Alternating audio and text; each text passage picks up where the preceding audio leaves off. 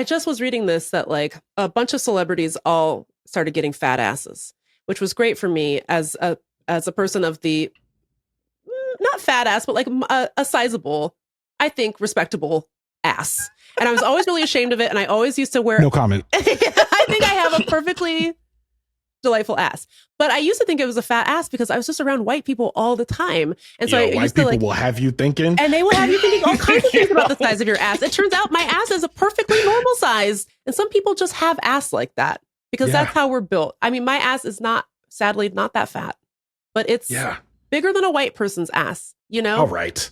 Okay. This segment has gone on far longer than I think. I know. I just want to keep talking about my ass size and shape if that's okay with you guys. I've been on a journey with my ass. Text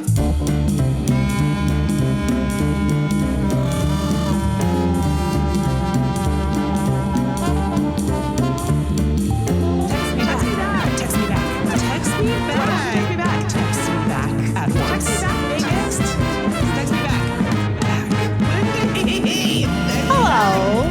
Text Me Back podcast. Oh my God. Oh, with your host, Kevin. Kevin. He's Amish.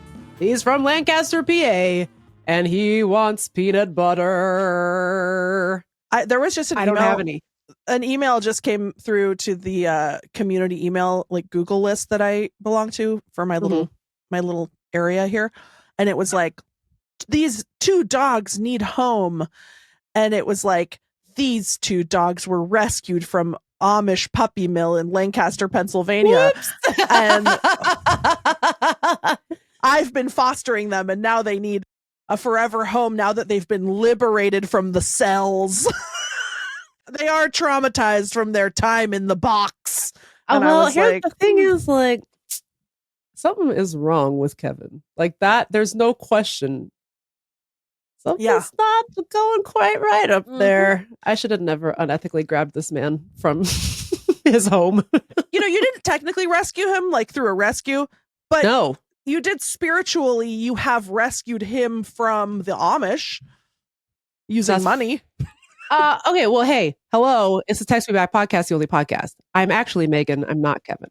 Yes, and I'm Lindy West. We've got a very special episode today. It's a little bit of a departure for us. We're doing a one-topic deep dive. Yeah, a singular segment. One great, big, round, juicy segment.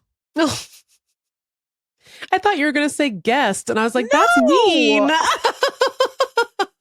We also have a guest for the whole episode. Our guest, a podcasting luminary. Mm-hmm. You know him as the host of Wait For It and 100 other podcasts. His name is Ronald Young Jr. Big Ron. That's right. We looked it up. Before we stop talking so that you can hear what we talked about in a different way in a second. Sure. I guess we should offer a content warning. We will be talking about the Biggest Loser documentary from Netflix. There is obviously a lot of discussion about weight loss and GLP-1s and white women who scream at fat people. And so if that sounds like something that is not going to serve you, consider yourself warned. Yeah. But it is a really great discussion. We're talking about the Netflix documentary Fit for TV about the Biggest Loser television program. And we talk through maybe not all of our feelings, but a whole bunch of our feelings. We talk for a long time, maybe our longest episode yet. Yeah, all three of us had a lot of feelings, and I probably talked too much. I did the classic. I did the classic. That one lady wouldn't shut up. No. First of all, we have no proof that you were that one lady. Second of all, we have plenty of proof. No, one time we were guests on a different podcast, and then there was a Spotify comment that said that one lady wouldn't shut up. And Megan is convinced that she's that one lady. It could have been me. Could have been. Doubt it. I doubt it. But no, I don't think that you talked too much about The Biggest Loser. I think you talked a perfect amount, just like you eat a perfect amount, and that's why. Yes, I'm morally superior that's why you're to everyone else. Yes. But it was a really, really fun conversation, and I'm excited for y'all to hear it. Thanks to Ronald for being a beautiful genius. Always. And once you've listened, send us an email and process your feelings. deartextmeback@gmail.com. And if you like this sort of thing, patreon.com/textmebackpod. That's how we do the cool combos. somehow we do that. So You can see also the full episode on our YouTube. this is the worst intro we've ever done. Why are we being so weird? We're being so weird and strange. It's just that the conversation was really good. It was very thoughtful, but it was also very long. And so now we're both just like, wow, life is crazy. Megan, Society sucks. And now we're like, I hope you listen to our episode. Megan, I'm exhausted. we recorded our file talking to Ronald was 1 hour and 45 minutes long. Good Lord. And we were doing high level talking and thinking. And, Yeah, like you know? cultural freaking analysis, man. And then for some reason we decided to save recording the intro to after where we're like, I need peanut butter to live. I'm so hungry and I had a blood tired. sugar crash by the end because we had been talking for so long. I thought I was going to pass out. And now look at us trying to convince people to listen to this conversation. We're like, I hope you listen to it. Hope you like it. Bringing the energy of a Terry Gross into this. Homicide. No, but please listen because it was really good. And Ron is so smart and nice. He's our best friend and we love him. Okay. Dude, the conversation you're about to hear, question mark, rocks. It freaking whips. Okay. So get into it. This ain't your granny's podcast. Wow. Whammy bar. Whammy bar. Next week, we'll be podcasting about skateboarding. Ow. You know what I All miss? right. You know what I miss from the 80s and 90s, and then I'll start and then we'll start. I miss when pizza was cool. Do you know what I just remembered? What? Okay, this episode is going into our feed, the Text Me Back podcast feed. It's also going into the Wait For It feed. And then I just remembered that Ron was like, just keep your normal intro and outro and we'll put that in my feed. And we were like, okay. And then we just recorded this that you just heard where I do the shitty electric guitar lick. And Ron, and now all the poor innocent Wait For It listeners are like, oh my God, what happened? He said he is going to also add his own intro at the beginning. So don't worry too much. But Wait For It listeners, just hang in there. I want to apologize, but the conversation is good. I swear, I promise. And it's about to start right now.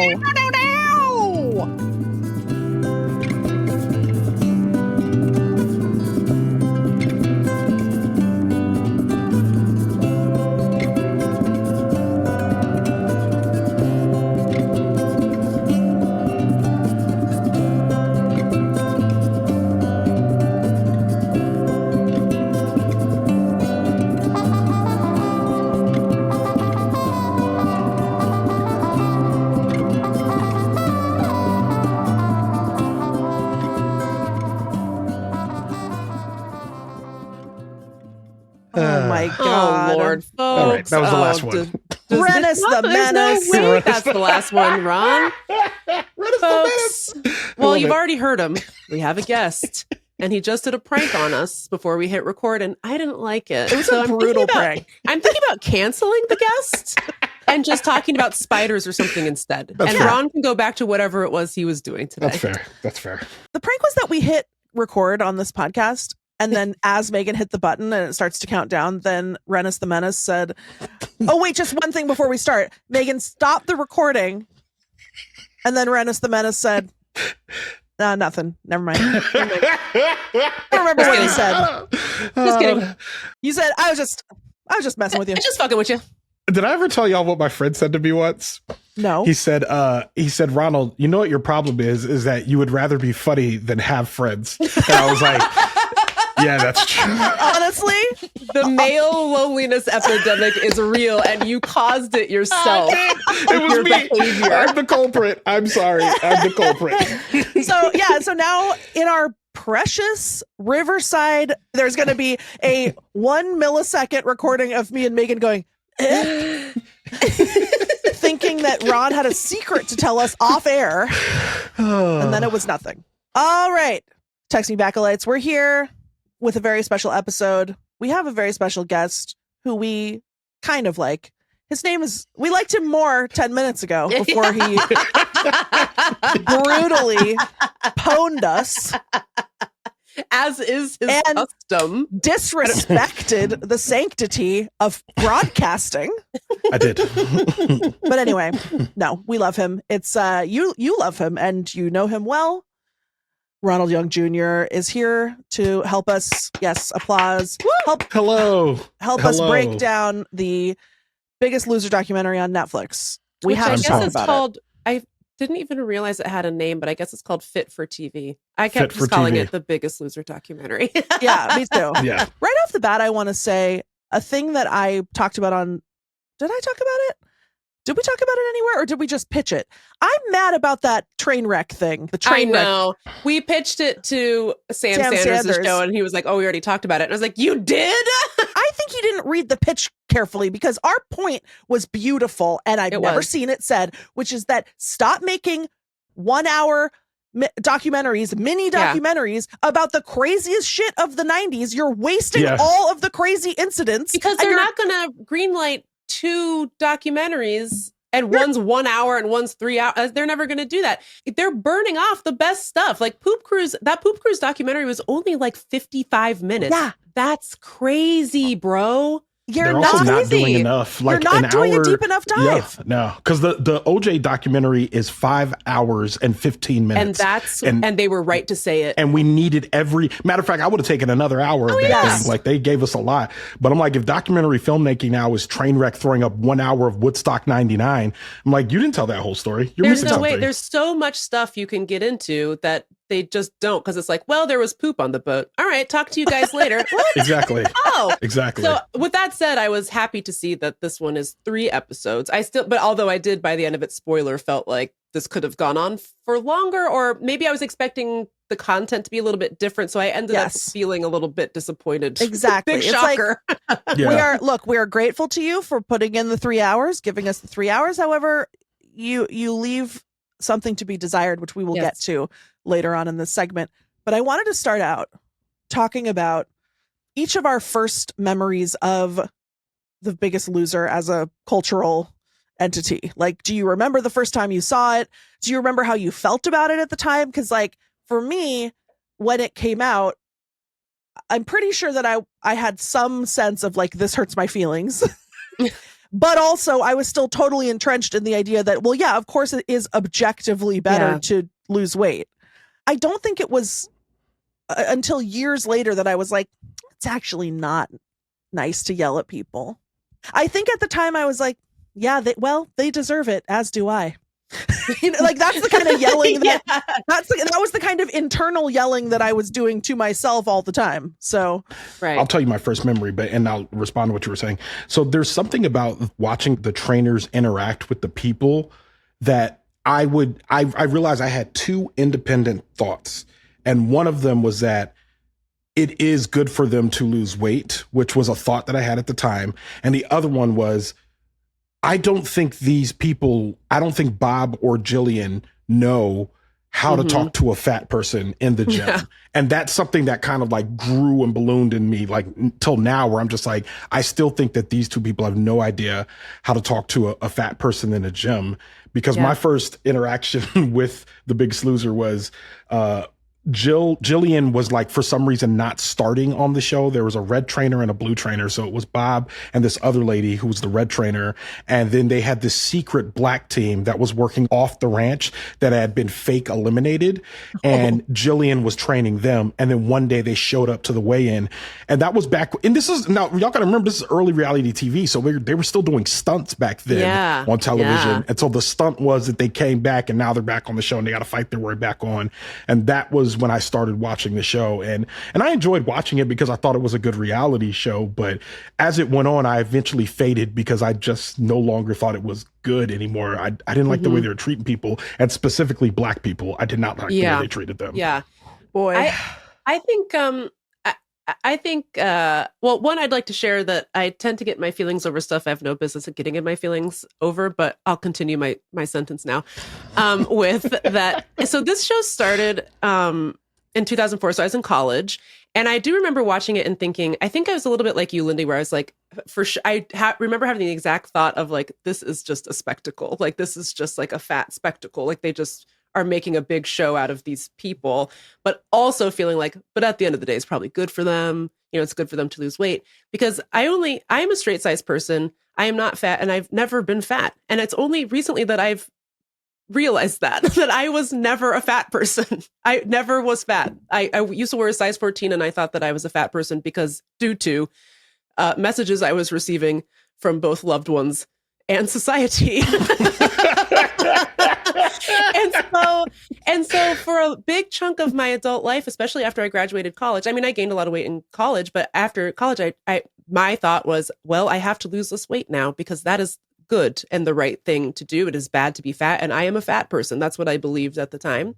And as I watched Biggest Loser, I think there was this part of me that was like, while I think this is kind of gross in a spectacle kind of way, it's good for the contestants. And I remember thinking at the time, Bob is a nice person. Not just he's nice as compared to Jillian. I thought my memory of him was that he was nice. Yeah. Not just nicer than her, but like a nice person. And boy, that's not correct at all. Not at all. Not correct. Yeah. So honestly, if I can just say, like, I really didn't re-examine both my relationship with my own body and the shows like The Biggest Loser, or just the idea that there actually isn't really anything wrong with being fat. Like, until Lindy wrote that blog for The Stranger called Yep, I'm Fat. Like, I really it had never crossed my mind that I was like, oh yeah, what? I was like, yeah, I'm not her doctor. Why would I know that? I don't know her levels. I don't take her blood, you know? And it really, and that was, when was that? 2011. Yeah. Height of the Obama era. Right. we were flying high.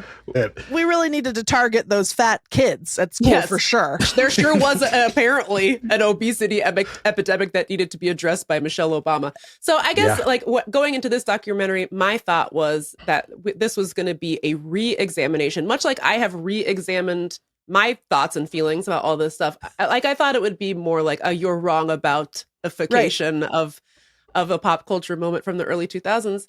And it's not. It really isn't. It's crazy how you get to the end and not one person except Aubrey Gordon, although I'm sure, although they didn't even really let her say it, but like not one person is like, maybe it's actually okay to just be fat. And actually, maybe what we should do is, instead of trying to force people to change in ways that are deadly, we could change society so that it accommodates all people. Somewhat. Yeah. not we can improve things somewhat. Even the contestants from the show, not one of them gets there. It is crazy to me. You watch how close everybody gets, though. Yes, Lindy. Right? Like they circle it, and there's a few times when you see Aubrey hit it. She hits it, and then the documentary makers, it was like everyone was working against Aubrey. I know. For some it was reason, Aubrey Gordon versus everybody. I know. It really was. Because you listen to Aubrey, and I'd be like, I know how that sentence ends, but you only use the first half of it. So like, why would you not let her finish that thought? Like, what are you talking? Bless her, man. Yes. Yeah. I mean, yes, and she looks great in this doc. She looks. They great. lit her well. She looks wonderful. Yeah. And if that's her home is lovely. She comes across as the only sane person in the thing. No offense to many of the contestants who I have fallen deeply in love with, despite their failure to learn. But okay, that brings me to the second thing I wanted to talk about, which is this narrative that I watched this twice. The thing that jumped out at me the most on my second watch is how fixated people are on fat people dying. And in the very beginning, one of the producers who created the show says, these people would have died before ever getting on the show. Mm-hmm. Which is so crazy because people died on the show, famously. It happened. They talk about it in this episode, which again we'll get to. Second of all, you talking about Rapture? You're right. She did. She did. Tracy hit the deck hard. Yeah. She said that I saw my grandfather and I was like, hey, yo, what? Tracy exited Earth for a brief moment, and she's like, they saved my life. I was like, well, technically, yeah, but they're the ones that killed you in the first place. They ended your your life, Tracy. Yeah, I guess we should just talk about it now. There's this contestant who's extensively interviewed. She's the one I feel like she gets the closest So to close, being yeah. like, but then she just can't do it. But she's No. like, her name's Tracy. She's coming from, I don't remember, Oklahoma or something. Oklahoma or Yeah. Missouri or something. And she's like, I was in an abusive marriage and I hated myself. She says, I thought that maybe losing weight would make me a better mom and a better friend, which like you think that she's going to follow that up with. And then obviously now I know that that's insane. But if she does, she doesn't. She gets to the end and she has lost weight, and then she's like, and it is better. What does your weight have to do with your ability to be a good friend, Tracy? I don't know. Maybe I don't know. It makes me wonder, like, what she thinks friendship is. Because Jogging. obviously, it lot has of something to do jogging, with being I guess. fat. And I'm like, I don't think that's what it is. Friendship is mostly trapeze work. Yes. It's gotten to the point where my friend No bad can't friend. catch me. Yeah. Yeah, it's a lot of dirty dancing, you know. So They actually put baby in a corner. Sorry. Yeah. Sorry, Tracy. Tracy goes on the show. She's so grateful. She's like, this is going to save my marriage and apparently all my friendships. And now my kids will finally love me. And then she gets there and they make them immediately run on the beach in the sand in Malibu. And then Tracy dies. Like her organ. That's not an exaggeration. If you have not seen this documentary, it's important that we tell y'all that she actually died. Her organs shut down. She can't stand because her whole body is just shutting down because if you are going to engage in intentional weight loss, you can't just go out there and sprint 1 mile with no previous training. There was medical staff present, like there was an ambulance like there, but the doctor for the show was not there, and he did not sign off on this challenge or oversee this challenge. So they just have all these people who have not done any like sort of foundational exercise to get ready for this moment, just sprint down the beach. And the stakes, by the way, are if you don't finish, you have to go home. You can't stay on the show. You have to leave. So they're all very motivated, I guess, to do this. And Tracy motivated because the show has built up this idea that if they don't do the show, they're gonna die. And meanwhile, their husband and kids will never love them. So of course they all want to be on the show. Not to mention the fact that, I mean, it's extremely like unethical to me, like an ethical disaster to be like, you win money if you lose the most weight. Obviously, you're just incentivizing people to kill themselves. So then Tracy collapses and dies and has to be rushed to the hospital and reanimated in a helicopter. So it was she had to get there immediately. She could not risk being stuck in traffic. Yeah, that's called a medevac. Like, exactly. That means you're in trouble. It cost $30,000 to take Tracy to the hospital. And at no point does anyone deviate from this original premise that these people would have died if they didn't get on the show. Meanwhile, Tracy's dead. Tracy's dead. Gone. Tracy's on the slab. Okay. Tracy's straight Tracy's up in the morgue. I'm over here alive, and like there's a bunch of, and well, Lindy. Alive and well. There's a bunch of people on this show who are not remotely as fat as me, and they're on the verge of death. And then, speaking of, our guy Danny, our precious baby boy Danny's here on the show. Who looks great. He looks great. So many of them look extremely normal. Like it's like one lady's like 5'8" and 240. I'm like, baby, that's not anything. Why are you upset? Who did this to you? And when Danny has starved himself into a size medium to win The Biggest Loser, he looks weird. No offense. Weird. And then when they show fat Danny, who's gained the weight back, he has rosy cheeks. He looks healthy. He looks happy. Beard. He picked a good color. Like, he looks great. He looks beautiful. And I'm not here to skinny shame people. I'm sorry. And I shouldn't engage Maybe in we this. should a little. No, I'm just kidding. I'm just kidding. That's a feel joke. That's a joke. No. I just feel like, by contrast, Joelle, who is skinny now, she looks no, not great. These days, everybody calls it Ozempic face, but it's like a side effect of rapid weight loss is that you lose a lot of like, you know, collagen and like suppleness in your face. And so it has this tendency to like really age people. And in many ways, people present kind of worse because you look sick. In some can cases, I side question y'all real quick? Just like, and it's still on the topic. I know like we work and like especially if you work anywhere around the weight space, like I do wait for it, anywhere around the weight space, there's this thing like, hey, you know, don't talk about bodies, all of that. And I don't, for the most part, I don't. Yeah. But there is this thing that I do want to talk about, and that objectively, I have seen people lose weight and look worse than when they were moderately, air quote, overweight. And I don't feel like there's enough said about our commitment to thinness, despite like diminishing returns on the aesthetic that you're going for. And I wish that was more of a conversation to say, like, if aesthetics are your concern, I need you to take into account that whatever choice you make when it comes to intentional weight loss, there are consequences. Yeah. And one of them might be that your body might not look the way that you imagined it would look because you've lost weight. Well, I think the response to that is that like, it's just another opportunity to build up a whole snake oil industry of make sure you lose the weight because that's so important to be skinny. And then once you do that, take my stupid little supplement, which will help you with the elastins and the collagen and whatever. Inject filler into your face or whatever. Yeah. And so it's all part of this like same capitalist little piece of pie that like it's really first and foremost, you got to get skinny. Second of all, join my MLM to get the peptides. And so I don't know this person personally, but a friend of a friend. I have this friend who does Brazilian jiu-jitsu. She is a great person. She's very strong.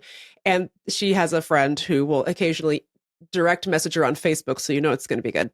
Yeah. To be like, hey girl, I just wanted to share my Ozempic and collagen peptide journey with you if you ever want more information. So first of all, it's insane you're reaching out to this BJJ competition doer about like collagen peptides.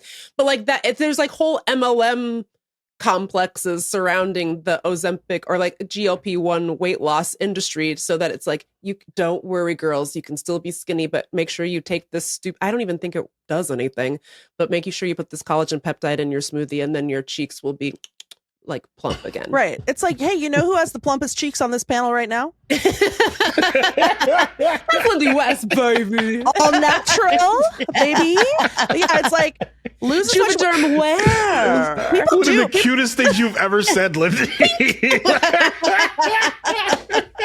I love that. People always ask me like, oh, what's your skincare regimen? And I'm like, be fat. Wash your face every other couple days with Dial soap. I literally just use Dove bar soap on my face. The bar soap. Don't moisturize. Sunscreen. I don't know her. Next. It's great. But yeah, I barely know her. I feel like from the data that I've seen, and I'm no scientist, but I trust the people that I trust. A really dangerous thing for your health is weight cycling. So like, I'm going to gain a bunch of weight. I'm going to lose a bunch of weight. I'm going to gain it back. I'm going to lose it again. I'm going to spend my entire life in like a caloric deficit and then a binge. I'm going to like, and so the idea that going on The Biggest Loser is going to save your life is just, it's such a false premise that it I think qualifies as like a mass delusion. Yeah. Because people just aren't willing to look beyond their own like brainwashed aesthetic preferences. It's like, I just don't want to look at fat people.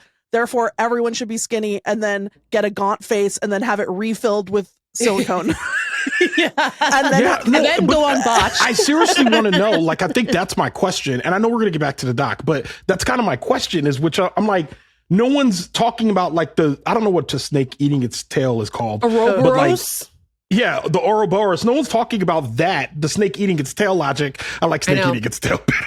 I know. It's more fun. But no one's talking about that logic of saying like, hey, y'all haven't noticed the connection between like the beauty industry and the health industry, right? And how those two things are like wellness. Like basically, they're married. Though they're in a relationship, y'all. Like they're not two separate like, people talking to you. Where I ended up with GLP-1s is like, I have a zillion emotions about them. And I guess where I basically ended up was like, look, everybody has bodily autonomy. You can do whatever you want. I'm not here to judge whatever choice that you make, but to me, it just feels like this is not different than any other time that we've done this. And so it's going to be, and there's just people, we don't know what happens to people being on these drugs for potentially forever. We don't know what the long-term side effects are. It could be a fen-phen for all the fuck we know. We don't know. And so it's just like, it's disappointing that here we have this vehicle for a documentary that could have really examined like how dumb this all is. Right. And instead it's like, no, but it is really good to not be fat. You really shouldn't be fat. I have a spicy thing to say about the Go on. I just got there are so my whole social media is just like me following fat people that I like, basically. And so many of them are shrinking. Yeah. But they're people who have staked some sort of ground in like fat positive spaces, and like that's where their following is built, whatever. And they know that that they're maybe doing something that's kind of that would be perceived as a betrayal or whatever. And like that's a whole other conversation about whether or not we should treat it like that. Like, I don't know that that's fair. However, so all these people, like, there's probably like at least 10 people in my feed that I see who are losing weight, who used to be like fat influencers, losing weight. And then they release these statements that are like, yes, I just need to acknowledge my weight loss. And they'll either say it's unintentional due to some other factors in my life that I'm not comfortable talking about, or they'll say it's intentional, but it's for health concerns unrelated to weight. And it's like, bitch, do you think I'm fucking stupid? Do you think I'm stupid? You think that I'm going to believe that every fat person I follow on social media coincidentally at the same time started all have thyroid problems? Starting today? Mysteriously losing weight for not the bad reason right when the weight loss drug came out and has swept the globe? Do you think I'm stupid? Could you? I would respect someone so much if they were just like, you know what? I couldn't do it anymore. I wasn't strong enough to deal with the way that people treat me in this body. I really genuinely don't care what people want to do with their bodies. And I think that it is really hard to be fat. I know that better than anyone, not anyone, but like I've spent the last 15 years like chronicling all the ways that it's hard. Yeah. I get it. But like this, I'm just like Marty McFly. I don't like it when people call me stupid. He doesn't like when people call him a chicken.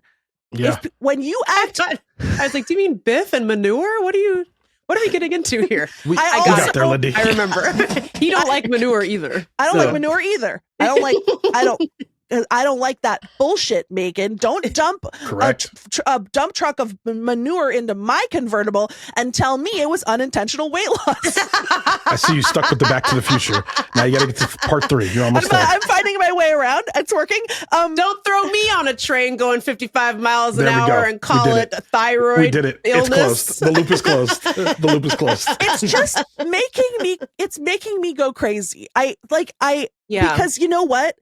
The first one of you, it could have worked, but now that there's 50, you got to find a new story.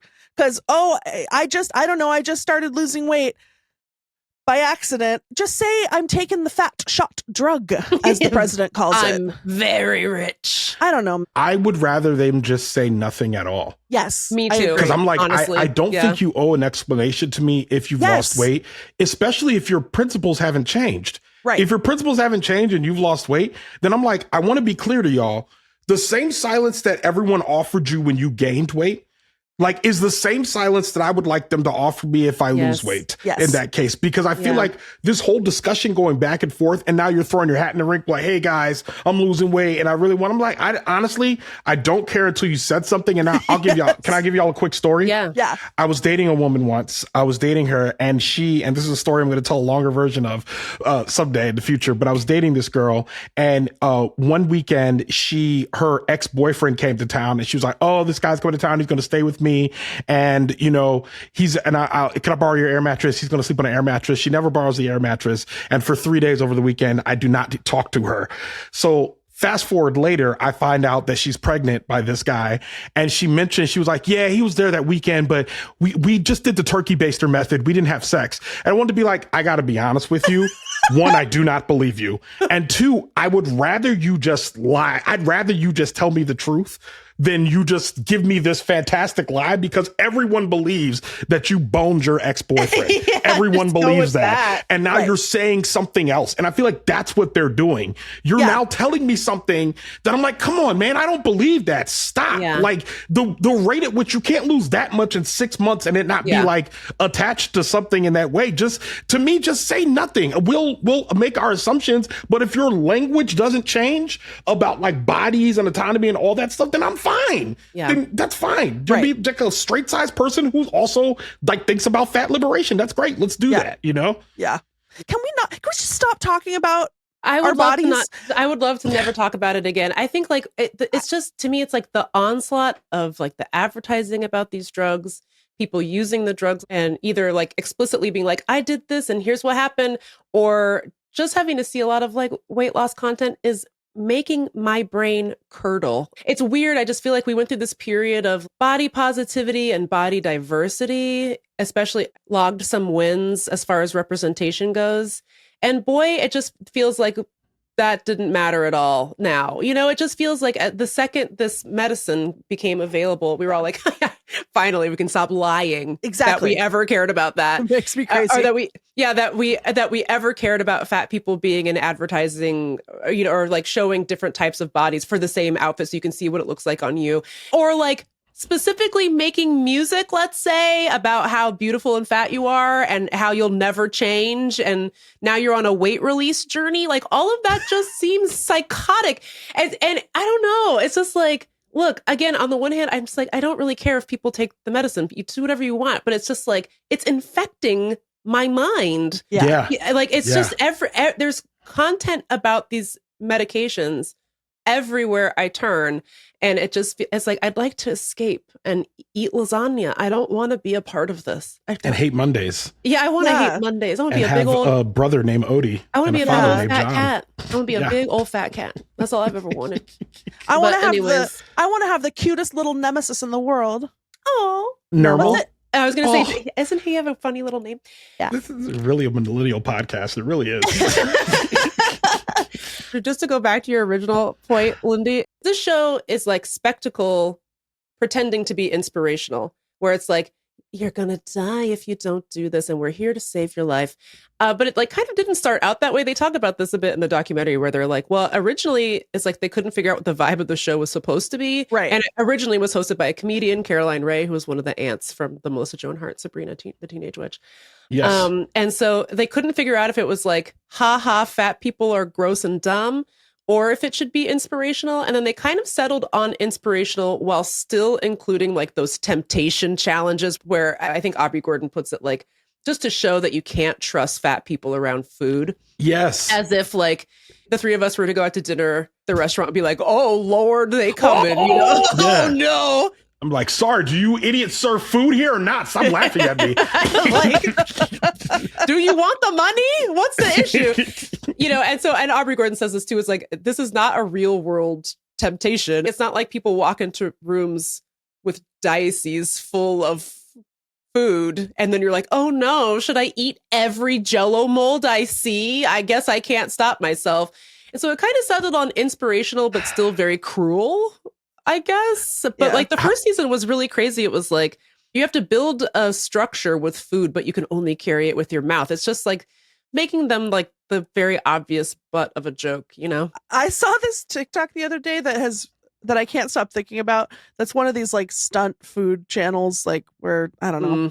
And it's this guy who's like, you know how there's like the guy who's like, I'm doing a thing where I eat like every US president, and then it's like Teddy Yikes. Roosevelt's favorite meal was a moose steak and 100 potatoes or whatever. And so there's this other guy who was like, I'm gonna eat for one day like the world's fattest man, and then there's some random man that they picked who was like 1,000 pounds or something, and then the guy's like, so his daily diet was 100 bags of chips and 100 chocolate bars. No, it was not. Yeah, like, what are you way. talking about, dog? Like, There's not a chance. Not a That's what chance. he had to eat. like you don't even have the time. Who has the time? And he's like trying to get through it, and it's like shredding his mouth. And it's like, do you think fat people have like a special mouth that doesn't Yeah. get cut by the He chips? has like an extra row of teeth. Yeah. and it just made me feel like, oh, Shark. thin people will believe anything that they want about, like, it was so crazy. And then he was, by the way, eating the Mr. Beast chocolate bars as his Yes. chocolate of choice, Yuck. which is just like, you're so deeply cooked into the casserole of Yeah. modern social media. But anyway, the fantasy that thin people have about who fat people are and how we Yeah. eat and what we eat and how we live our lives is so. First of all, you guys are obsessed with us. Yeah. Like, why don't you go do something? Go ride a roller coaster. Make a friend. You know? Yeah. Go do all the stuff that you don't let us do. Like, why are you just sitting around thinking about us? You know what I mean? I've been in more than one situation in which I've been eating and I've had people staring at me while I eat because they found it amusing. It's mostly happened at church. And I'm sure if I told these people, they'd be like, oh, I didn't mean nothing by it. I'd be like, I don't know what possessed you to think that staring at a person while they're eating and smiling or laughing at them, like, or like being like, look, so I'm like, what reaction did you expect that I was going to have? Right. Or like, and like when you make such spectacle of fat people generally. Yeah. But I did want to also say, can we give at least a little bit, a percentage of love to Dr. Haisenga, Yes. who seemed like he was one of the few adults, like, or Yes. adult-shaped people in this entire experiment? Because, like, there was times he was, like, really fighting tooth and nail to be like, no, you actually need to eat more calories. And Yes. yes, you need to lose weight, but you have to do it healthy. Like, you cannot be working these people out over. And meanwhile, the trainers are like, they're going to work out 8 hours a day and we're going to make sure that they eat nothing but sawdust.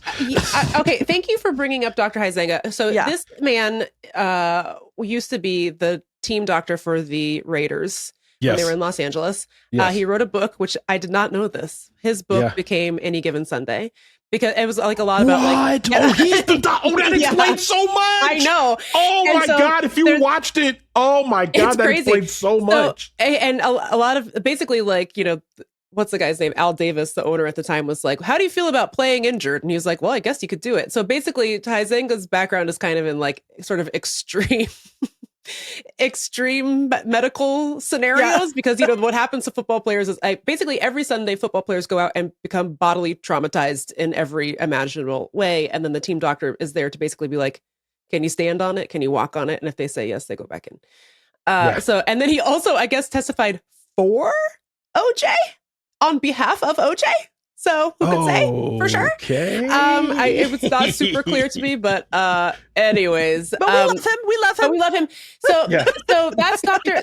Haisenga, and it becomes the show doctor for The Biggest Loser, and he appears on camera, and he basically is like gives medical advice and like health advice to the I contestants. mean, he is the one that tells them all they're going to die. He To does. be clear. Lindy and I chatted about this a little bit, and I want to get into this a little bit more about like where exactly does Dr. Haisenga stand? But one thing I will say is that Ron is right that of everyone on set, I think he was the only one who actually did care if the contestants lived or died. He was really worried about Tracy, and you can see in the documentary he still gets very emotional talking about her and what happened to her when she was like face down in the sand dead, because he's like, that never should have happened. At the very least, I should have been there. I should have been able to sign off on this. And there was a bunch of physical challenges they did that he did not ever sign off on. So basically his whole thing was like, look, you can do these physical challenges, but the folks that you have on this show don't have an established like exercise regimen. You can't just like put them on a thing and be like, hang on to this, and if you let go, you fall 50 feet into the water. Like, they'll die. Like, it's not a good thing to do. I just wonder exactly where Dr. Haisenga's head is at these days. Because he seemed to be very dismissive of some of the later criticisms that came out about the show, which is basically like, They were pumping him full of drugs. everyone, they're taking caffeine You pills. destroyed the metabolisms? They apparently Mhm. permanently destroyed their metabolisms. At one point, Danny Cahill says something like, I'm getting hungry I'm gaining weight working out because my metabolism is so broken that I'm like starving, and working out is not helping me. Like, it's not Yeah. helping me lose weight. I'm actually gaining weight because my metabolism is so fucked up. And he kind of dismisses that as like, oh, it was only like 10 people in the study. It's no big deal. Dr. Haisenga was also the one saying, here's how many calories you should eat. It's still pretty low, but he was saying women around 12 to 1500, for men somewhere between 15 and 18. That's still very, I think, pretty low. And I would be very hungry on that.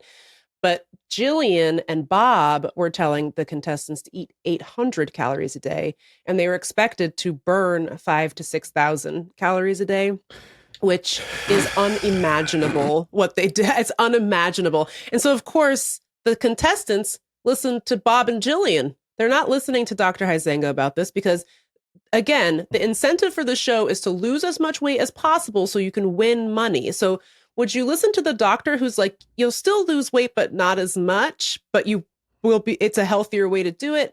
Or are you going to listen to Bob and Jillian, lose 20 pounds a week for like 16 weeks, lose like 200 pounds or something, and then win 250 grand? Everybody chose the second thing. Right. Everybody chose the latter. And do you know how many bags of chips and Mr. Beast chocolate bars you can buy with $250,000? Are you aware of this? Are So you hearing many. this? It's a lifetime supply, honestly. That's going to feed a fat person for like 3-4 weeks, you know? Oh my A God. couple days at least. So here's where I ended up with Dr. Haisenga.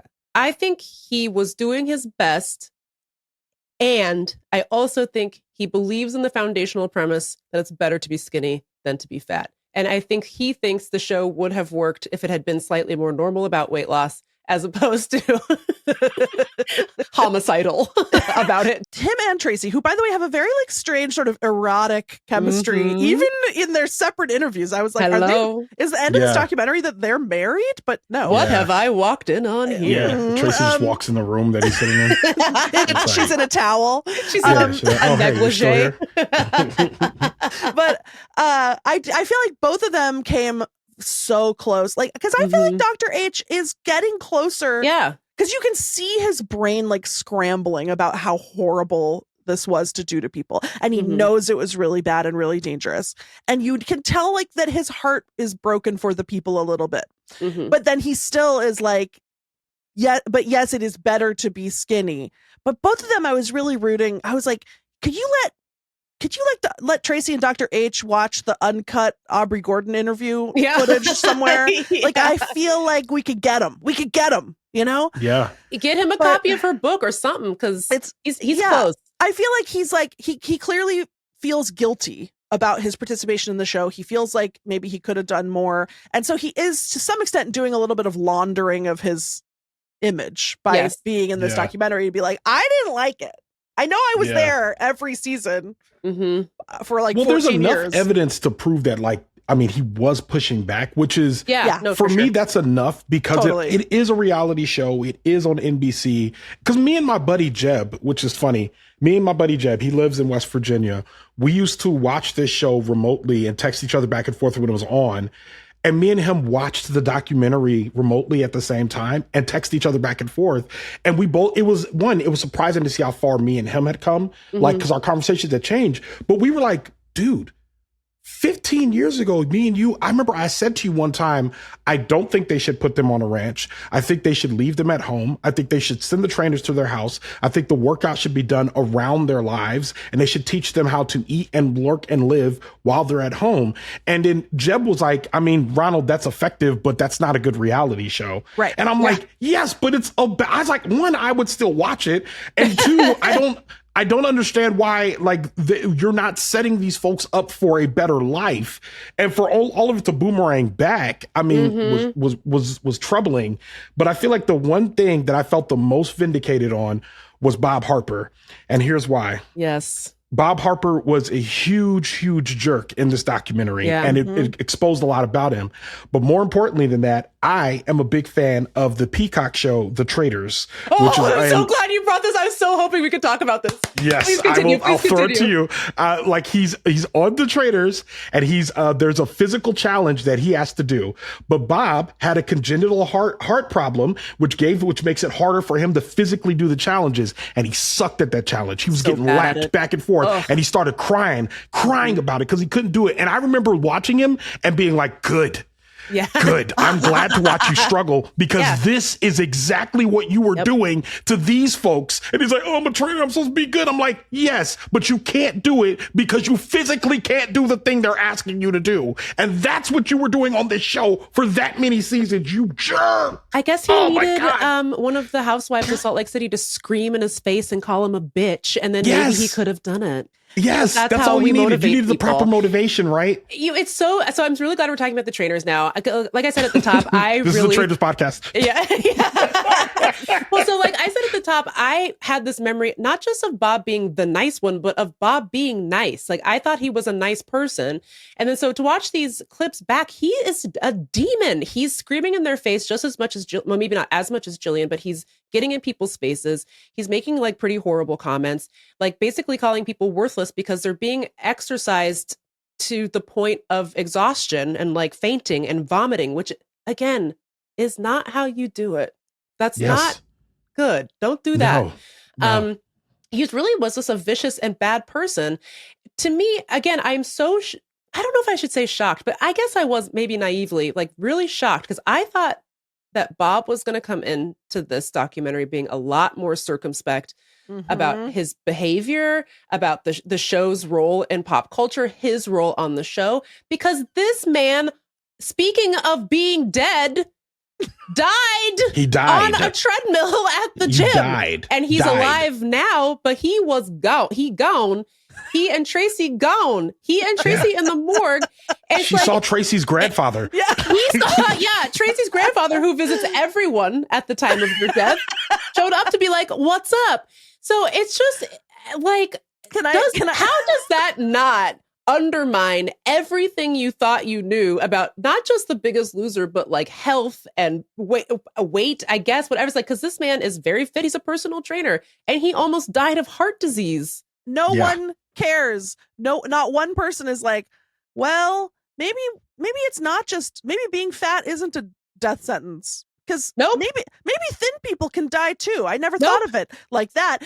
And can I say the biggest revelation of this documentary to me was that Bob lived. I thought Bob stayed dead. And then you thought he stayed right there on that treadmill. Yo, Lindy, that was like 2 seconds into the doc. You're like, and so Lindy's at home watching the doc. She's like, Bob's alive. Oh, shit.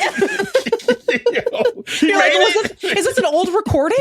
It's like file footage. I literally, the first time he came on the screen, I was like, wow, they must have been working on this for a long time because they got this interview before he died.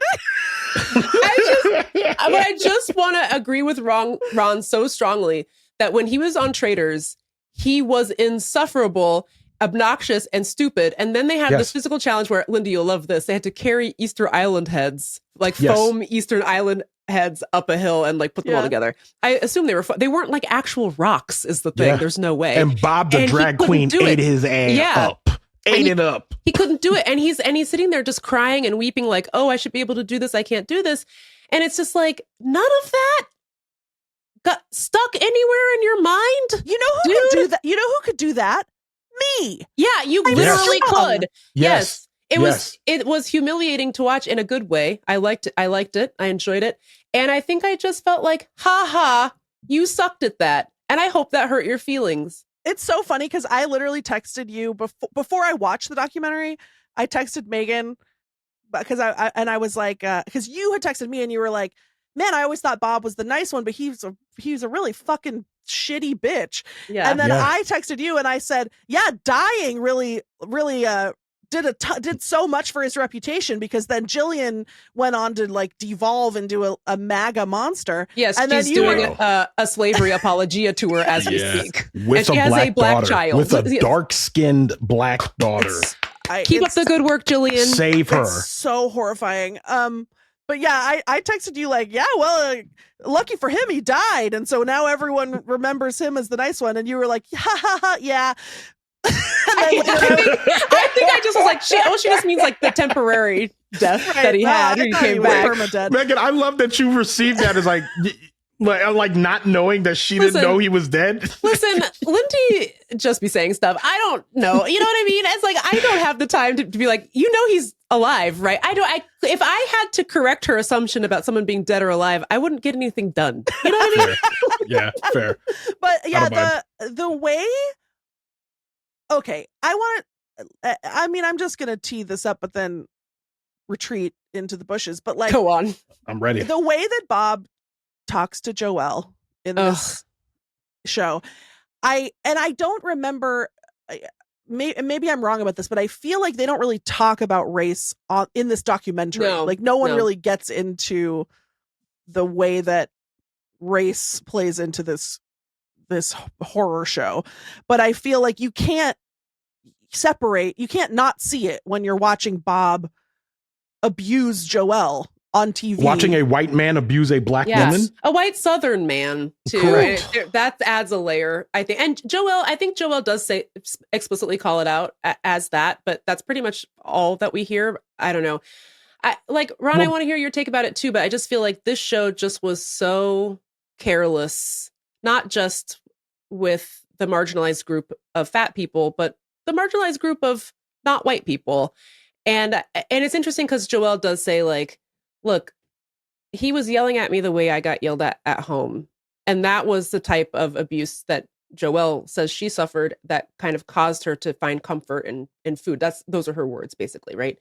And so she's like, so to have this man, she says, this Southern bumpkin ass man yell in my face like that isn't helping me, because it's just kind of recreating this trauma that she'd already lived through. And then she says she gets into a fight with her partner, who's, I'm so sorry to her, Carla. And you can see her while it's happening say, I'm just going to stop talking because I don't want to be used like this, or something along those lines. Like, she knows that the producers are going to play into the angry black woman stereotype if she continues with this fight with Carla. I think generally, so one, I remember that interaction between Joel and Bob, and I remember not liking it because typically those were back in the days when a reality show would have one black person on there. I always think about Gervais from Survivor. Yeah. Like, I always think about him and like Kwame from The Apprentice. Remember him? Kwame from The Apprentice. Like, I think about these folks and how they got voted out. And every time they got voted out, it was always because of racism, but it was always framed under a different name. Yeah. So it'd be like, they don't work that hard. They're standoffish, or they don't interact with us in a certain way. And all of it, as a person watching at home, I'd be like, they're voting this person off because they're black. They're pulling a not like us in this situation. Yeah. And I feel like what bothered me about it most in the Biggest Loser house was oftentimes the things that they would say about black folks is that they were lazy. And I didn't like that because I remember there's one in particular, there's this guy, I remember he was doing one workout and he switched over to another one, started doing a different one. And one of the other contestants started calling him lazy and telling him he wasn't picking up his weight. One of the trainers joined in and he was like, I switched because I wasn't getting my burn. And so we started yelling at him. And then the white dude got in his face and they kind of start going back and forth. And I remember being like, I don't think anyone sees how this is racially charged. Yeah. But there's a lot of stuff we missed in the late 90s and early 2000s that I was clocking all the time. Yeah. And I kind of want to do a deeper examination of a lot of this now to be like, pause. How was that not racist? What just happened? You know, because we can all see it now. But this show was like a habitual offender because oftentimes there'd be like two black people on a season, like two black people and maybe like two or three other non-white people, and everybody else was white. The trainers were white. The host is white. The camera crew is probably white. The doctor is white. All of these white folks are telling your marginalized behind that you're lazy. You're not doing it the right way. You're not putting in the effort. All of that because you're not doing what they expect you to be doing in this place that's already charged. He basically called her mouthy. Like, he was like, you talk too much. What is that? Like, that's racist, he's man. like, words. All you do is talk, words. I was like, yes. Not this. Like, it was so, by the way, just really a quick digression on Survivor. To this day, it happens every season. This is a Survivor podcast. Sorry, it really should be. Like, to this day, I think there was one season about 5 years ago, spoiler alert from a 5-year-old Survivor season. It's the one that Marianne ended up winning. And that's the only time I have ever seen them ever talk about this. But it's like a Survivor tradition. after the merge, they always kick off 2 Black people in a row. It happens every single season. It's crazy. And there was one season where it did not happen because somebody brought it up at Tribal Council, and they were like, this always happens after the merge. 2 Black people in a row get sent home. And Marianne, who is also Black, was like, you know what? I had somebody I was going to vote for tonight, and now I'm not going to do it because you're fucking right. We just want to come out and play this game of Survivor. And now we're having this conversation where it's like, I have to think about like my community as well. When I want to play this game of Survivor, I want to strategize. I want to have a good time in the way that like white contestants can do that. No problem. They can just do strategy. Black people go on Survivor and have to like, not just think about the strategy, but like the meta strategy that's happening outside of their vision, but also how is this going to affect my community if I'm teaming up with other people to kick off Black people, even if the Black people are annoying. Yes, and that's why Big Brother, that's why they had the Cookout Alliance. Yes. And they had to basically like force their way through to a win. And I'm like, I think, and I don't want this like to become a podcast about racism now, but like, I feel like that's what bothers me about racism specifically is that it never, and I just watched Remember the Titans and I said this on Threads, it never looks like the meanest person on the team not liking Black people. It never looks like that. It always looks very conversational and like, oh, I don't know. Ronald's like, I don't know. He's kind of intense. I don't know. We just like, there's something about him that, and it's like, it's racism. That's what it is. It is racism. He's just really, really chaotic back at camp. Like, what does that even mean? He's a little aggressive. I'm like, come on, Bog. I know what that means. Like, and I'll fight you. After that Big Brother season, also, then you had to deal with white America being like, that was racist of the Black people. Yes. The Black people did reverse racism, actually. White people love to be like, well, if the roles were reversed, everyone would be furious. Like, yeah, if it was a totally different... The roles were reversed. Literally, the roles being reversed is, first of all, how society works every day. Correct. That's the status quo. Show. But also, sure, yeah, if the situation was completely different... Yes. People would be more mad. You're right. Yes. If it was a completely different set of white people have been circumstances, oppressed for thousands of years, yes, I would feel the same. Also, I want to say, back to Biggest Loser for 1 second, like, first of all, the whole premise of the show is we are going to have these white people violently shrink you down to a white supremacist beauty standard, first of all. Mm-hmm. And then people want to act like it's a coincidence that then 30 years later, Jillian Michaels is on CNN being like, we should remove slavery from the Smithsonian because it's reversed racist against whites. Like, this has always been a white supremacist show. Yeah, I know. Look, you know what? Let's just go all the way. But it has. Sorry. It's true. It was always about glorifying a certain type of body, not just like a skinny body, but like a certain type of body. And I feel like, again, this just like feeds into like how capitalism goes hand in hand with weight loss or like body modifications or wellness or whatever. It's like, I just was reading this that like a bunch of celebrities all started getting fat asses, which was great for me as a person of the not fat ass, but like a sizable, I think, respectable ass. And I was always really ashamed of it. And I always used to wear... No comment. I think I have a perfectly delightful ass. But I used to think it was a fat ass because I was just around white people all the time. And so I white used to people will have you thinking. And they will have you thinking all kinds of things about the size of your ass. It turns out my ass is a perfectly normal size. Yeah. But anyway, so then the celebrities all started getting fat asses. And then white people were like, oh, we should all get fat asses. Now there is this is what I was reading, is that like, now there's a class marker about having a fat ass. So like first it started with Kim K and everyone was like, oh, it's glamorous to have a fat ass. And then more and more people with access to like injections or implants or whatever, they're not necessarily rich people. They, I don't know, got a line of credit or whatever. They went to perhaps not a great surgeon and they got fat asses. Now Kim K is getting the BBL removed. She has gotten her BBL removed because now having a fat ass is like a class marker of poor people or like people who aren't rich and people who aren't glamorous or people who aren't like, famous and fancy, right? That's racism. It is, yes, because some people just have asses like that. Correct. Because Kim K's whole ass was inspired by a black person's ass. Correct. And so she can go lipo her ass out and all the other white people who got it can go lipo their asses out. But now there's this like class marker, like, oh, only poor people get BBLs or like lower class people get BBLs. And some people just have ass like that because Yeah. that's how we're built. I mean, my ass is sadly not that fat, but it's bigger than a white person's ass, you know? All right. Okay.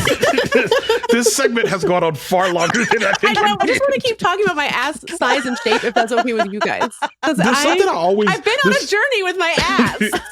There's something that I've noted about white dudes, is white dudes specifically, but white folks generally, and the way that they view fat with such disdain and I feel like as a black man who has dated white women and who has dated fat white women, I've seen a pattern amongst fat white women who are dating black men.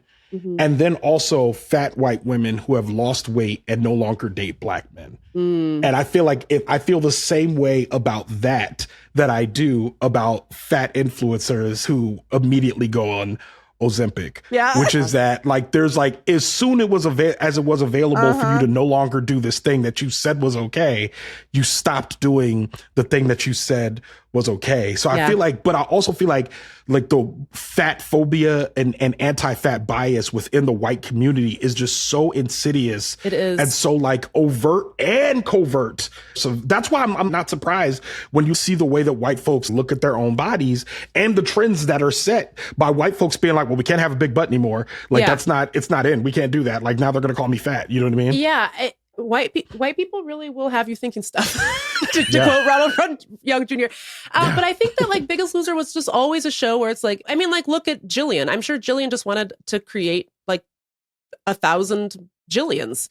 Yeah. You know, like, and she's a very conventionally attractive, slender, small, like petite, very petite, I don't think she's attractive. Well, whatever. I mean, I don't know. Her face by Eurocentric bureau standards, yes. But I think I saw her on CNN and I was like, I'll punch you in the face. And I'm not advocating for punching anyone in the face. I would love to assault Jillian Michaels with my fist and with a sandwich. Who could say? Hashtag satire. Hashtag satire. Yeah, hashtag just a joke. Hashtag allegedly. Hashtag joke. She's also just a grifter. Like, because there's that moment in the first episode where she's like, you just made me a millionaire, to one of the Biggest Loser contestants. Well, it's interesting. I think that kind of goes back to something Ron said at the very beginning. Like, they both admit that they don't have any specialized training. They're personal trainers, but they don't have any training to do this. And Bob even says, I had never worked out with a fat person before. I had no idea what I was doing. I was used to working out with skinny people who wanted to be a size 0 or to have 6-pack abs or whatever. So it was not. And you can yell at them. Yeah, and they, I'm sure, loved the abuse or whatever. So it was never like, you know, for them, like they had never talked to a fat person before. To your point, Ron, it's like they had never interacted with somebody who of a larger size because they spent all of their time at like fancy Hollywood gyms with like skinny clients. They probably haven't talked to a fat person since. Hell no. I wouldn't be surprised. So it's clearly a grift. They never went into this being like, well, I have a level of expertise, and so I'm going to share my expertise on the show. It was like, I can get famous screaming at fat people because everybody hates fat people. People will love to see this from me. And then it's just, I think it's so funny at the end. They talk about the GLP-1s because you can't avoid talking about that. And that was hard. Joelle is on them, and the other woman who was a cop whose name I can't remember. Yeah, the white woman with the black dress. It's interesting because those were the two women. Joelle and the former cop were the two women who were the most vocally against Biggest Loser after they left the show. And they were like, they were giving us caffeine pills. Our metabolisms are completely fucked. The show is not healthy. And like a lot of other people came out to say, and in this documentary, it is mentioned that in the lead up to the season 1 finale, the season 1 winner was doing the master cleanse. So he was drinking lemon water with hot sauce in it. And they were like, cayenne pepper. Yeah, cayenne pepper. Powder. Yeah, and he had blood in his urine at the finale, and they're like, "It's okay, go on out there." So that's not a health show, if that wasn't clear enough already. But anyways, these two women were probably the most vocally anti Biggest Loser, and then it's just like, and then you think these will be the two that finally say the show is stupid and who cares if you're fat, right? No, they both are like, we're on GLP-1s. It's the only thing that works. These drugs are a miracle, and I love them. and I was like, oh, we were so close. Well, and then Jillian is like, I don't like the GLP-1s because then I don't get to yell at as many fat people or something. She's like, she basically was like, it's a shortcut. You need to be in the gym. And I was like, okay, so it's so funny because actually this reminds me of another thing I wanted to say is that like, not me agreeing with Jillian Michaels that GLP-1s are stupid and bad and people should take them. Do whatever you want. But her reasoning is that it means fewer people in the gym for her to scream at. I said, no, Jillian. It's just interesting because so I just thought that was funny that, I don't know, a broken clock is right twice a day. And then she said something else that I wanted to raise. Oh, no. Because it's something that Lindy has said, actually. But Jillian said, like, two contestants were wearing like oversized shirts or whatever. And Jillian says, you're not Cindy Crawford under there, but stop saying you're a fat person. This is just your circumstance. Who you are is not a fat person, but you're not fooling anybody with that big shirt. So basically her whole thing, so it's like she started out with this thing of like, look, your body is your body, right? And then she goes on this insane diversion about how, and they all say stuff like this, like, I know you've got an athlete in there. I know there's like a person trapped in there, whatever. But I just thought it was funny because, Linda, you've said that same thing where you're like, why am I wearing a cover up at the pool? Right. Not like, like people are going to be like, oh, a thin person has arrived. Oh, and then when Cindy Crawford? Yeah. And then I take it off and they're like, oh, no. I'm just going to go ahead and live my life normal. I feel like they know that I'm fat. It's fine. Yeah. I feel like I've been talking a lot, but I just feel like it kind of also blends into this idea of like, why are skinny people so obsessed with fat people? And then Jillian's comment about you don't say you're a fat person. This is just your circumstance. And I gotta say, I think that skinny people have to believe that there is something morally broken with fat people, and that they do. The reason that they're like this is because they engage in just comically ridiculous eating practices or something, so that skinny people or straight size people can be like, that will never happen to me because I will never eat 100 bags of chips in one day or whatever. I think that's the obsession, is like this societal fear of ever being bigger makes skinny people like obsessed with what fat people get up to, so they can be like, oh good, I'm not like that. Well, and they can be like, I'm better than them. And I'm better than you as well. The reason that I'm like this is because I'm good. And I would never. That necessitates them being bad. Yeah. It just makes people feel better because then they can cling to their hierarchy where thin people are doing life correctly and fat people are doing life bad. Yeah. I agree with you, but I also want to add this, because I feel like there's especially I've been in the center of like body positivity on one side and diet culture on the other. One point I was seeing like messaging from both sides of my Instagram, and I had to make some adjustments because I was like, this is, I'm so confused right now. And the one thing I will say is that there's this idea that all states are permanent when it comes to your physical body. Mm-hmm. And I feel like, and I've said this on Wait For It, and I'll say it to y'all, before my mother died, she lost a ton of weight, and that was indicative that things were bad and her body changed. Yeah. And if my mother had lived, I don't know if she would have gained it back or what would have changed about her body in that moment. Right. But I think we get so attached to like our body being a part of like our personality, our brand or whatever. And there's no thought to say like, hey man, your body could change tomorrow. Like if these policies go bad in the United States and a famine were to happen, like a lot of our bodies would change one way or another. And I feel like there's this intense focus on saying that if you are a fat person or if you are a thin person, that is part of the fabric that makes you a good or bad person morally. Yeah. And we just know that that's not true, because I feel like that's the same flawed thinking that makes us fat shame Donald Trump, when I'm like, you don't have to fat shame him. He's a horrible person. He's a Nazi. Correct. Like, you don't have to talk about his weight at all. He's a bad person. Yeah. Why are you throwing it in there? I was watching one of my favorite shows on the Dropout Network. I was watching, it was Dimension 20. And I remember I'm watching these folks and I'm really enjoying them. My favorite. And I remember at one point, one of the people in the show makes a comment, and she goes, she makes a comment about casting minor illusion on a person who was wearing a crop top so that she had a little fat fold on there. And I remember being like, at the moment it hit me like right in the chest. And I was like, damn. You know what you're saying in that moment. That you sucks. Are saying that being fat is some sort of like, yeah, I got her, she's fat. And like, you won't even examine that statement as saying like, oh, she's a bad person, because she is a bad person on the show, but now I'm going to add a little fat. So it's like, look at you, you're fat and you're bad. It's like, those two things aren't married. This country there's something. End of sentence. Yeah, that's good. You did it. You hit it. You know what I mean? No, I guess Lindy and I were talking about this before we started recording, but basically, like, the foundational premise of America is it's your fault. Yes. It's something that you did. This is not up to anyone else to fix but you. And so I think where it's most pervasive, this idea that it's a personal failing, is with fat people. So the reason that you're fat is because you failed something on a personal level, and if you want to get out of it, you just have to dedicate yourself, resist temptation, whatever other toxic sentence or whatever. And the other one's poverty, like that poverty that you're poor because it's your fault. So Yes. it's like people feel very comfortable being messy about those two things, I think, in particular, because we just have this ingrained notion for 250 years now that if someone is poor, it's because they are a failure or they've like upset God or something. I don't know. Yes. Yes. And the same is true for fat people. So there's this it's just, you know, so easy for people to casually be like, punishment, you're fat, you know, Yeah. because it just feels like, Yeah. I don't know, it just feels like a really easy, and it's so boring. Then people don't want to dismantle that because it's like free money for them. Yeah. Yeah.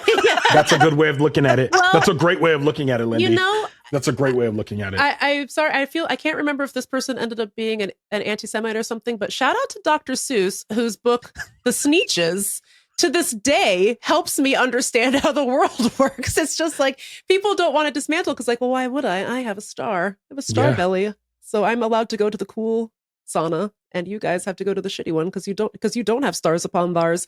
It's like, dog. Yeah. Read the book. Get a grip. You know? Yeah.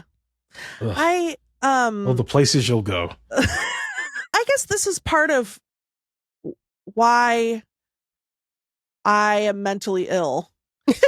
I mean, watching this documentary, even though they did I would say kind of a terrible job Yes. of actually contextualizing it and It was giving spineless. it's spineless, and it actually comes out kind of in favor of the show. Yeah. At least of the premise of the show, like it, and again, I can't believe that they made Aubrey Gordon shoulder that responsibility 100% alone. But of course she did a great job. There's no one better. But I had the same feeling watching Woodstock 99, like getting these glimpses at the petri dish that birthed me.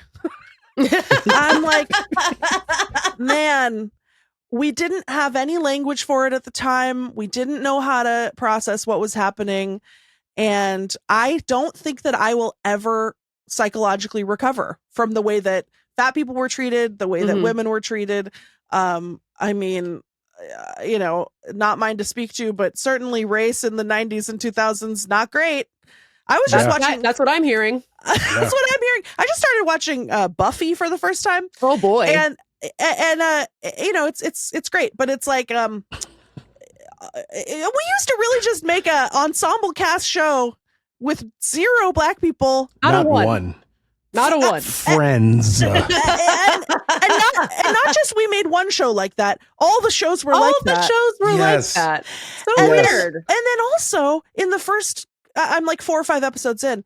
These vampires are just killing black. There would be like one black person in the scene who's like the bouncer at the club, and then the vampire eats that guy. He's got to go, Lindy. He's got to go. For various reasons. It's funny. You could almost see the vampire start to say, "Hey, look at this," and they cut away. They're like, "Oh, he was gonna say it. He was definitely gonna say it. He's gonna pop that right off. Hard R. He was gonna say it." But yeah, it's like it's so depressing to like finally watch this, like be able to have the distance from it to watch it Yeah. critically and have some perspective, and it's not making me it's making me feel like vindicated a little bit for sort of how angry I am, but it doesn't make me feel better because it just cements my certainty that I will never be healed. Yeah. and okay, the thing I wanted to say was just watching the documentary and seeing Bob and Jillian getting to abuse fat people on screen, scream at them and treat them horribly, And then they get to do that, which they find fun and America finds fun and funny. Mm-hmm. But then they also get to be praised for helping these people Yes. and saving their lives. Like they're heroes. Yeah. That is Well, the it's so thing. interesting when Bob is like, "Oh, Dr. Haisenga has a god complex because Right. he's trying to overrule like what Julie and I are telling them what to eat and Pot, how to work meat, out." And I was kettle. like, "Now, Robert. Yes. Now, Robert. Now, who has a Robert. what? Who has a Yeah. what?" Because the only reason those two were doing that show was for attention and fame and accolades. I want to say to you, Lindy, I want to just say, I want you to look at that differently. And I don't want you to look at that as like, you're like, yeah, and you'll probably have mental illness your whole life. I'll Sure. state that. But I really want you to state that also, you should say, because all of this is happening, that actually there's nothing wrong with you. You know what I Right. mean? Like, Yeah. and not in the ways that you think. Because I think oftentimes I watch this stuff, and I think actually when stuff's on a cycle, especially like it is right now in this political climate, I think there's a sense of comfort I have when I go back and say, you know what? Like, Black people have been struggling in this country for the entire duration of my life and for centuries and beyond. Women, queer folks, non-white folks, also that. And now fat folks, you know what I mean? Which, if you think about it, the hatred of fat folks in this way is relatively new. Like, if you look at history, it's not even something that's always been the case. So when I Right. say that, and I say like this way of oppression, this way of using people, marginalized folks for like compelling drama, like all of that is something that will continue to happen. And the feelings that you have about it are 100% valid. And I can tell you that the alarm bells and the red flags and all the things that go off in your head are only indicative that you are a good and kind and compassionate person, and it's working well, and you're Stop doing the gassing right her thing. up, please. It's you too, Megan. It's Next all of us. topic. I need y'all to know that like there's nothing wrong with us. You know what I Yeah. mean? Yeah. Except for the things that are wrong It with us. does, But I'm because- saying in this I mean, case, there's nothing wrong. I think because like globally, it just feels like, and this is not about The Biggest Loser. I'm of course talking about politics. It often feels like what we have to do next is insurmountable, and Yes. yet we must find a way to mount it. Yeah, you know? we have to must surmount it. Surmount it. Yeah. You know what I mean? And so it just feels, and there are some days where I'm feeling generous towards people who I disagree with politically, and there's some days where I feel I am being held hostage by the world's stupidest and worst people. And it does make you feel crazy. It makes you feel like I must be the wrong one because the stuff I want keeps losing. You know, like the life I want keeps disappearing.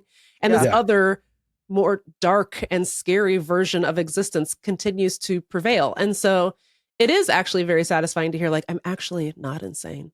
Yeah. The way, like, all of our values are sound. We just have to figure out a way to like surmount this kind of insurmountable problem that we're facing, you know? And you know what? There's no amount of money that you could pay me. There's nothing. I would never want to trade bodies, lives, and personalities with either Bob Harper or Jillian Michaels Me either. in a I'd rather billion die. years. No, we're better than them. We're better. We're better than them. Yes. We're better than them. And I don't want to be a thin white man. I don't want it. Well, you could never. He's dead. So Luckily, he's dead. Yeah. I he will saw say- Tracy's grandfather. I feel like the the harbinger of death, apparently. The harbinger of death. I guess the last question is like, was there a way to make this documentary in a way that was helpful? And if so, what should they have done? Because I think we're all in agreement that they did not hit the mark. So there's this false equivalency that people have about saying that if you have more than one voice in a story, or if you have both of them in the story, then you've told a complete story. Mm-hmm. And unfortunately, the numbers were stacked against Aubrey Gordon, who like was stating things plainly about being fat and fat people and the show Biggest Loser and what it was doing to fat people. And they gave her the sole voice of dissent against all of these people who, despite years passing between 2018 and now, 7 years since the show aired last, there was not enough distance for any of these people, including the producers, to say, hey, maybe we didn't do this the right way, which is what I really needed to hear. And my assumption is that the straight size producers of this documentary had no interest in pushing it in that direction. And had they called me or Lindy or like any of the other fat folks that are working out there in media, they would have came in and asked questions like that of the producer. Do you think you were doing the wrong thing? Do you think that being fat is morally bad? Like questions that you would have had to ask and listen to their answers on camera. And because you didn't, and you made it an expose about the Biggest Loser process and the fact that it's not on the air anymore, even though y'all aired parts of it that were terrible, like skinny Rachel at the very last season that we all freaked out about. Skinny Like, Rachel. yeah. And So like all neither of that. did they really. Yeah. No, they were just like, dang, she was skinny anyway. Just as a reminder, just really quick, Rachel, I forget, Fredrickson, I think her last name is. She was those. She won a season of Biggest Loser. When she went home, she still had more weight that she wanted to lose. But when she went home, I don't know what she did, but when she came back, she looked very ill.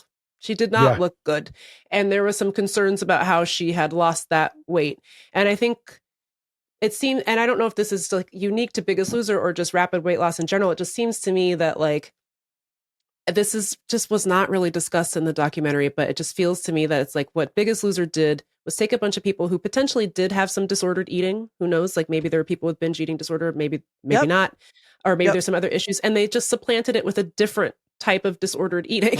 So like you had a lot of people, some contestants who have said it's like, I was so scared to gain that weight back, I just stopped eating. That's not a healthy way to live. It's good to eat food. Food is good, and you need it to live. If you don't want to end up face down on a treadmill in the gym. Right. Yeah. And what they did was they took people who may or may not have had eating disorders and they made it worse. So good job, guys. Thank you so much. Good job. Yes. And we don't agree that's healthier than being fat? Question mark? Like what the fuck even was the point of that? Yes. You know? They're basically saying the price of being thin is better than the cost of being fat, which I'm like, that's not, I don't think that's true. I will say this woman, Rachel's appearance was so alarming that I think they stopped making the show. Yeah, that like was basically one or 2 years later. Pretty soon after they were like, yeah, that was fucked. So it was like, so once again, it was just like her body wasn't right. And so we canceled the show. There's just like, there's no winning in this fucking game, you know? Right. And I want to say, because this always fucking comes up, and this is the big trump card that lets people stay in this mindset, is people are like, well, but it is healthier to be thin or whatever. No, it's not. Say I'm diabetic and I go to the doctor. They're like, you've developed type 2 diabetes. Go ahead and treat my diabetes. If I lose weight as a byproduct of whatever that treatment is, that's one thing. If you prescribe me weight loss at all costs and that's the cure for my diabetes, no, it's not. No, it's not. And there is no circumstance in which weight loss should be the prescription, because weight loss can happen in a million different ways, most of which are extremely unhealthy. Treat whatever this medical condition is. Treat my high blood pressure. If the cure for my high blood pressure is go for a walk, great. If I go for a walk every day and my weight drops, that's not weight loss being the cure for high blood pressure. It's just so crazy. And no one wants to acknowledge that the fixation on weight loss is aesthetic, it's racist, it's class-based, it's men's sexuality based. It's like, what makes white men horny? Like, sorry, that's not going to be the basis of how I take care of my body. Yeah. Sorry. And it makes people less healthy. It puts people in danger. People go on crash diets to fix their health, and then they die of heart attacks. So go fuck yourself. Yeah. It's the most unethical, crazy, anti-science trash that we all engage in it.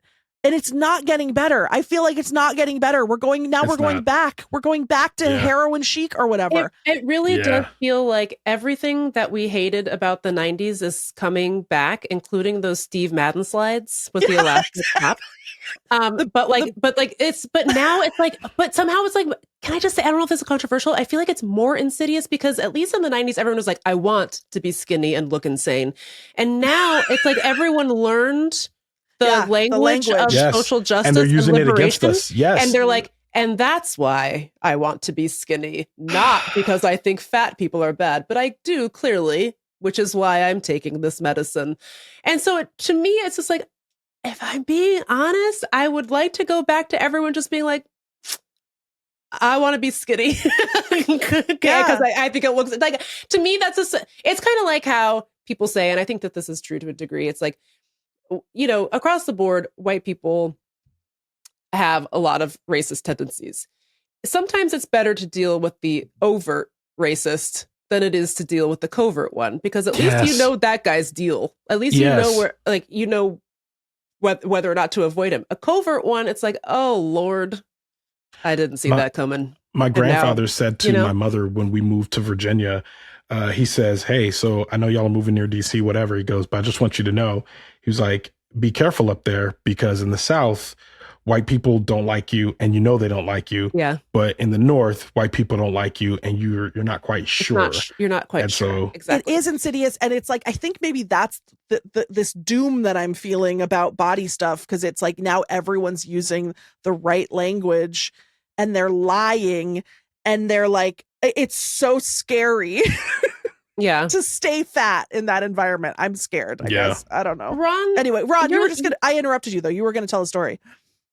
I have been walking and working out a lot more recently, mostly because we talked about this actually last year, Lindy. Like, one of the most frustrating parts about going for a walk and working out is that how good it makes you feel. And then it like annoying. Throws you, it throws you into this kind of tailspin of diet culture and like feeling like, am I on the wrong path? But I've gone on the record. I've said publicly, hey, I'm never going to do bariatric surgery, and I'm never going to take a GLP-1. And I feel like the one thing that's got me is like, I feel great. I've been cooking for myself and doing things that I feel like make me feel good. And the thing that gets me is I weigh 381 pounds. So if I were to lose 50 pounds, I would still be very fat. You know what I mean? If I were to lose 100 pounds, I would still be very fat. I'm only 5'9". And I think the struggle that I have with that is that, like, to be a fat person seen working out in society, it dubs you as a good fat person, or a person that is trying, even if you remain fat. And then I think the on the cross section, it's like the betrayal of weight loss and what that looks like, to say, like, what does this mean? And what are the reasons why we're doing it? So I've had to like interrogate my own reasons to say, like, why are you on the treadmill? Why are you doing this? That interrogation and that process is just like very much where I live right now. But everything you just said, I also agree with, because it's like, to be a fat person right now is to be, now y'all just changed your attack strategy to be like, why don't y'all take your medicine, instead of why don't you hit the gym? Which is just, it's a constant struggle in truths that exist in my life. And I don't know. I hate it, man. I hate it. And you know what's the scariest part is that, like, even doing it from that place, because I'm in that same place where I'm like, you know what? Food is food. I need to let that relationship play out the way it's going to play out.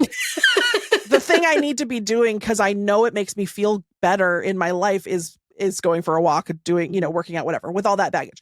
But then I also know that even from that place, some little part of me is like, some little pleasure center is activated when I see my body be smaller. Yeah. Because you can't help it, because you were indoctrinated and brainwashed. Yeah. And so, like, that's the part that, like, freaks me out. It's like, you can never be sure that your thoughts are totally pure. Yeah. Like, I'm always going to be doing the thought crime. Anyway, Megs, please. I was just going to say, well, one, Guy Branum, our friend of the show, Guy Branum, has talked about that a little bit, where he goes, when I think he posted this on Instagram, when he goes to the gym, he can tell people are kind of observing him. He's being perceived, and that people do come up to him to be like, wow, great job, man. How far are you along on your journey? As if it's a journey. I mean, and it's not, it doesn't have to be. It could just be like, this made me feel good to do today or whatever. But there is this, and Aubrey Gordon talks about this in the documentary. It's like, fat people are both invisible and hyper visible. And so when you're a fat person who's like engaging in like the traditional forms of like better, quote unquote, bettering yourself, everyone's like, wow, you're doing it finally, because again, this is your fault. This is your fault that you did. I just want to say, to your point, Lindy, it's very scary to do something that might activate that pleasure center, because you might not know how to get out of it. And it's like, that's where it turns from like, I really need to do something for my health, to this other toxic thing where all of a sudden it's like the ancient Vogue editorials, the ancient 17 magazine YM editorials come crawling out of your like hippocampus or something. Delia's catalog. Yeah. Like it all comes flooding back out. And it's like, God, it's like, I wish that, I mean, there is a way, but I wish it was easier to do these things that make you feel good, which, by the way, Ron, I don't know if you heard, being hydrated, unfortunately, it rocks.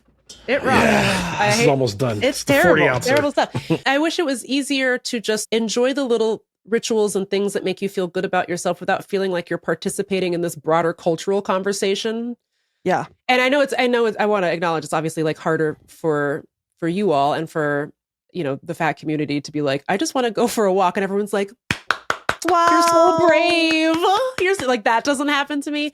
But it's very scary when all of a sudden it's like, that thing from 2010 is coming back and toxicity is like flowing through my neurons now, I think the other thing is I just have to remember how much I've loved my body recently. Yeah. And how much I just need to love my body no matter where it is. You know what I mean? And I think if I can do that, then I can stave off that exactly what you were just describing, Megan. If I can do that, then I won't let this other thing creep in because like I don't want to be wearing cover-ups at the pool. Today I was at the gym and I was just looking, I was wearing shorts that were a little shorter and I was just looking at my legs and I was like, yo, he got it though.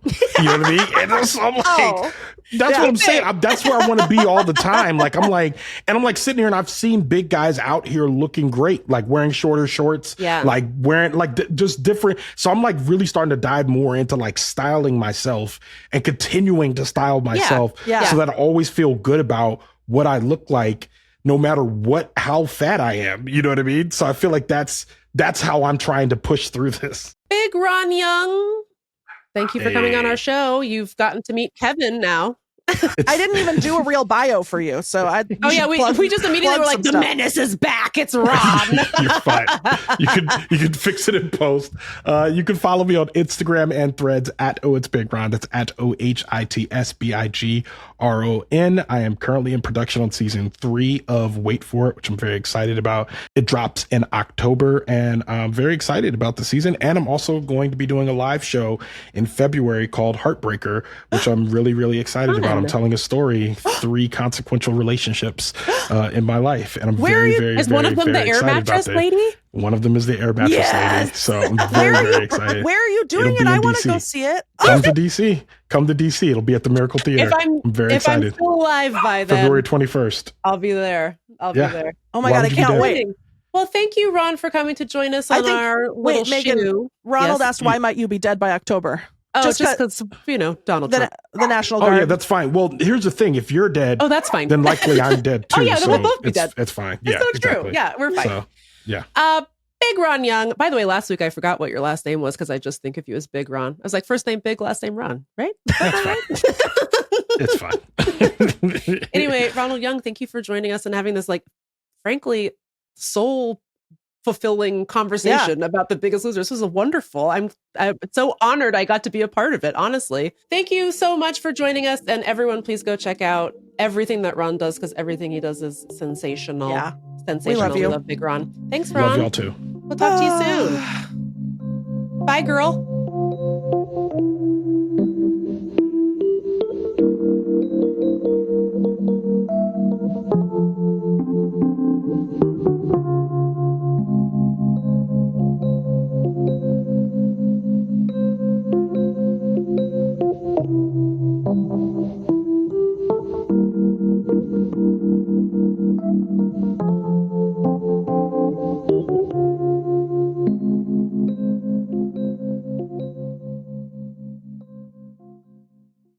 I guess now we have to do an outro. Yep. All right. Wow. Thoughtful, thought-provoking. Well, much to discuss. Well, we thought about it. We talked about it. We did it. And now we're wrapping it up. We hope it made you think a little bit about how you interact with your own body and with the fat people around you. And maybe even how all of us consume media. Because it's not good, It's not good. The media itself is bad. The way that we consume it is bad. Yeah. Everything is falling apart. Everything is just disintegrating. Me, most of all. Yeah. I'm one of the top disintegrators. Yeah. Wait for it, listeners. We hope you liked. Sorry about the intro. No, Megan, we're doing positive affirmations. Wait for it, listeners. You're welcome. You're welcome. And I do have a voluptuous and stunning ass. A rare departure for Megan to talk for so long about my ass, about her her what do they call it? My derriere. Your dump truck. My dumpy. Yeah, the thing about my dumpy, and I will just say this and then we can go. I just have been on a journey with her. And I was made to believe many things about her and her quality over the course of my life, only to have the shape of my ass sold back to me in the form of fillers and implants and injections. That's obnoxious. Now, do I have the world's juiciest booty? No, I don't. No, I don't. But I was made to believe things about her that weren't true. She was slandered. Yes. And there will be a picture of the dumper my ass in the Instagram carousel. Yes. So follow us on Instagram at TextMeBackPod if you want to see that ass. Talk to you soon. Pizza. Mwah.